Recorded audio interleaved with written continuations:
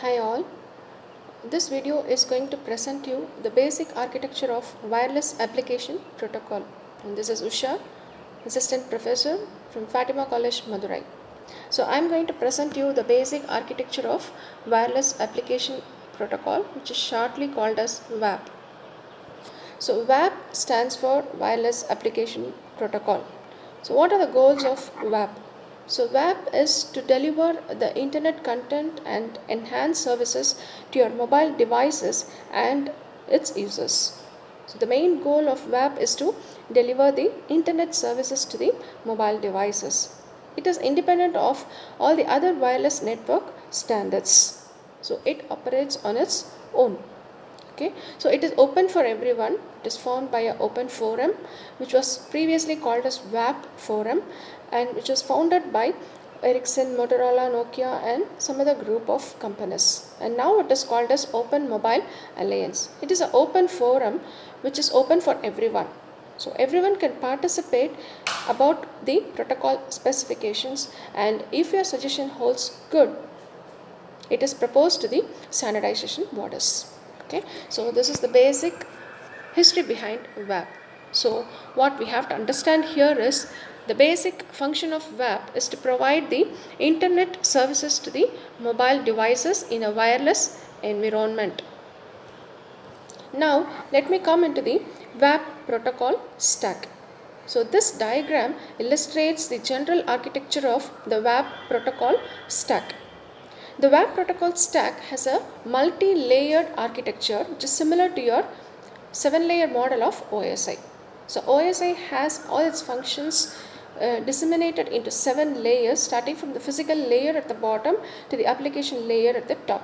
In a similar way, the WAP protocol stack is also organized into multiple layers. So let us now look into the functions of each and every layer. The topmost layer is the wireless application environment. The wireless application environment is going to define the following function. It defines the wireless markup language. So wireless markup language is an XML based markup language. So whenever your HTML and WML get converges into XML, many compatibility problem comes to an end. So WML is based on XML, and then the wireless application environment makes use of the WML script, which is similar to your JavaScript, and then it supports many other applications through the wireless telephony application, just shortly called as WTA. And WTA accepts various content formats which includes images, telephone directories, calendar information and so on. So at the whole, we can say that the wireless application environment corresponds to the application layer in the OSI model, which provides an interface to the user. And then comes your wireless session layer or the wireless session protocol. So the wireless session protocol in the wireless session layer, it implements an interface for connection oriented and connectionless session services. The connection oriented session service operates on the transaction layer, and the connectionless session services uses a secure or non-secure datagram services. So what are the functions of your wireless session protocol? The basic function is to enable and disable a session. So it is responsible for passing a session and resuming a session. So it is responsible for enabling a session and disabling a session. Okay, so the general facility which is available in the wireless session layer is that a reliable and unreliable data push. So you can either enhance a session or you can either close a session. And then comes your wireless transaction protocol.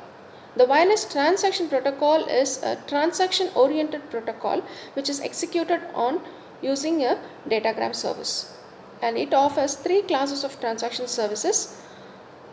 Transaction protocol offers 3 classes of transaction services. The first class is an unreliable one-way request, wherein only the terminal can make a request to the server, and there is no acknowledgement from the server back to the terminal.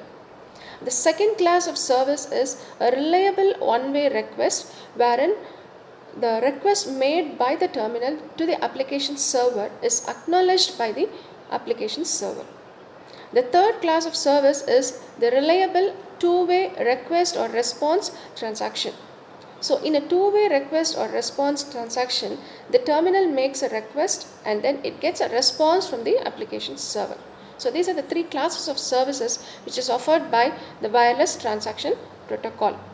And on top of the wireless datagram protocol and below the wireless transaction protocol, you have a special protocol which is called as the wireless transport layer security, which is shortly called as WTLS.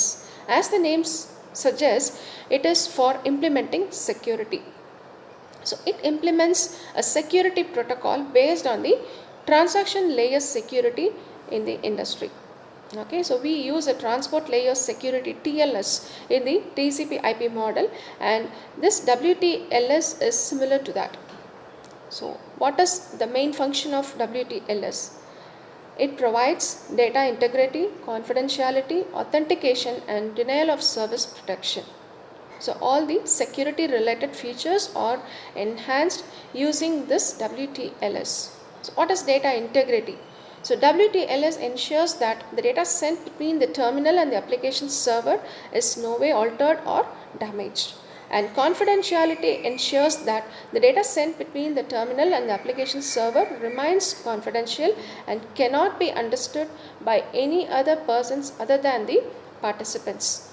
And authentication ensures that the authenticity of the terminal and the application server. And denial of service protection contains features that will recognize and reject data that has been repeated or not verified successfully. And this is the function of wireless transaction layer in transport layer security. And then comes your wireless datagram protocol. The wireless datagram protocol is going to operate on various bearer services who offers the service from the network side. And it could be of any type of network. The bearer service could be following any kind of network. And WTP is going to work on this various kinds of bearers, and it offers a consistent interface for the upper layers so that communications occur transparently using any one of the bearer service. So the WAP is defined for, WTP is defined for variety of bearers.